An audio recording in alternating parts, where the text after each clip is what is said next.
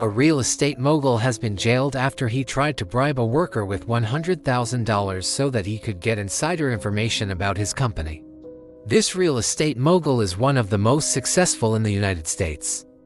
With over 40 years of experience leading the development of more than 120 shopping centers totaling over 30 million square feet across the country, he built a real estate empire from scratch. His name is Charles Smith. He is the founder and CEO of CDI Contractors Incorporated, which is based in Rogers, Arkansas. In March of 2022, Charles sent a series of text messages to one of his employees asking for insider information.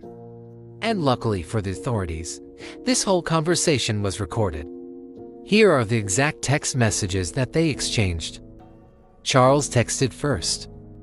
He said, "Hey, call me when you get a chance." But that doesn't change the fact that he got jailed. In fact, the judge denied him bail altogether and he is currently sitting in jail waiting for his trial to begin. For example, in 2021, an NHL great named Mark Messier was fined $100,000 for trading on non-public information. Similarly, an MLB legend named Alex Rodriguez was fined $300,000 for doing the same thing. These people should know better. It's not like they don't have enough money already. But I guess the greed just took over them. Now, I understand that $100,000 is a lot of money, especially if you work at a low-paying job.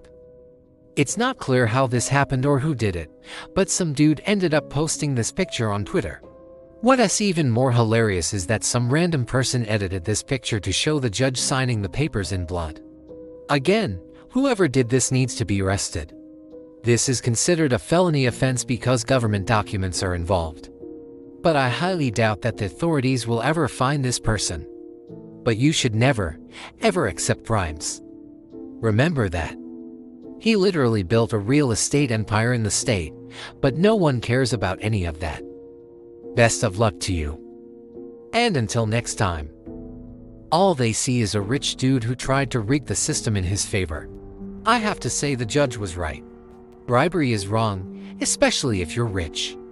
You don't need to bribe people to get ahead. She didn't want to be investigated, so she simply resigned from her position. I don't blame her. Being a judge is stressful enough as it is without having to worry about your signature leaking online. But that is none of Charles's concern because he is gonna be locked up for a while. Speaking of which, he actually tried to appeal his sentence, but the judge wasn't having it. She said, "You were charged with bribing an employee to get inside information about your own company."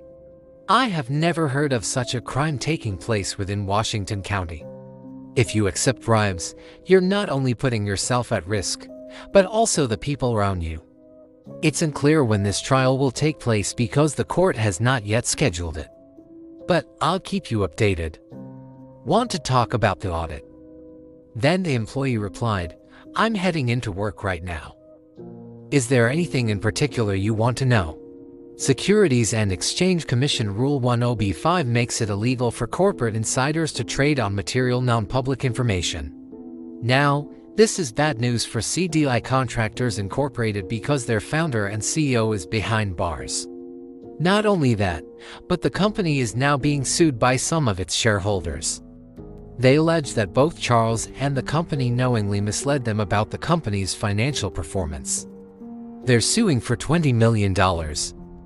But I don't think the company has $20 million in cash on hand. They had a market cap of just $64 million. So I think this lawsuit is quite risky. On top of that, Section 17 of the Securities Act of 1933 makes it illegal for individuals to make false statements. Usually these cases involve individuals who have access to information about a company but choose not to use their own money and instead leak the information to someone else who does the trading. But in this case, Charles was the one doing the trading. And material omissions in connection with the purchase or sale of any security. Simply put, you cannot buy or sell stocks while in possession of material non-public information. Then Charles made his intentions clear. He said, "No, that's why I asked if you would call me. Would like to offer you $100,000 if you can get me some info on the financials. It's a one-time deal." The employee was shocked. He said, "Are you serious?" Charles responded saying, "Dead serious." CDI stands for Chief Development Officer, which is usually the person responsible for making sure that a company follows all regulations. You would think that Charles of all people would know the law. But hey, maybe he was just really desperate. The company has been losing money and the stock has been crashing. Maybe he thought that getting the inside scoop would allow him to make some profitable trades before the company releases their earnings report. The employee then said, "Well, I guess I'll have to check my schedule. Let me figure out when I can meet with you." Charles replied, "Anytime tomorrow will work. If you need to get someone else to help, go for it. Just get me the info." And that's exactly what the employee did. Specifically, he wanted to know if there were any problems with the company's financial statements, including the fact that their revenue declined by $10 million compared to the prior year, that they lost a bunch of major clients, and that they had a bunch of pending lawsuits against them. Even though Charles paid the employee $100,000, authorities found out about this transaction, and they charged Charles with bribery. You see, CDI Contractors Incorporated had been struggling financially. No, one, the employee was probably working with authorities as a confidential informant. After all, he didn't directly answer any of Charles's questions about the company's financials. Instead, he kept telling Charles to call him later and say that he would look into the issues. Number 2, the authorities probably had a wiretap on this guy. Considering how much money was involved, this seems quite likely. They reported losses in 2 of the past 3 years. The company's stock had also declined by over 70% since its peak in 2018. So clearly, something was up. That's why Charles started asking questions. Charles is also a big philanthropist in his community. He donated $100 million to establish the CDI Research Center at the University of Arkansas for Medical Sciences, which focuses on cancer research. He is known as the biggest private donor in the history of the university. There was even a building named after him at the University of Arkansas, but all of those accolades have been wiped away after he got arrested last week. What did Charles do? To be honest, it's not clear whether he actually committed a crime or if he was just unlucky. He texted his employee, "Do you see anything in the audit that causes you any concern?" The employee responded saying that everything seemed to be fine.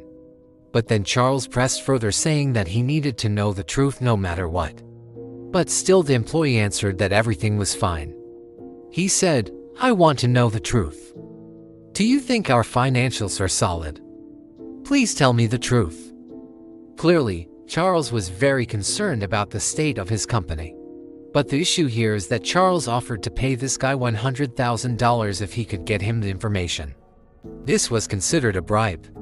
The next day, the employee met up with Charles and handed over a document that explained some of the risks that the company was facing. Now, you might be wondering, how could the authorities find out about this transaction?